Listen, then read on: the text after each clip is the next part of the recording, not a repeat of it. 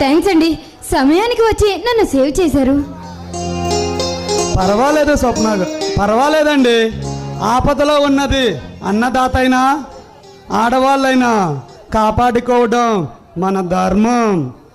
అన్నదాతకి ఆపదొస్తే అన్నం దొరకదు. ఆడవాళ్ళ మీద అగాత్యాలు జరిగితే రేపటి సృష్టిలో మనకి అమ్మే ఉండదు.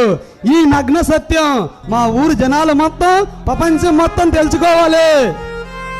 మీరు చాలా మంచివారండి. ఈ సమాజంలో పక్క వారికి కష్టం వస్తేనే అసలు పట్టించుకోరు. అలాంటిది మీరు ఇలా ఉన్నారంటే చాలా గ్రేట్ అండి.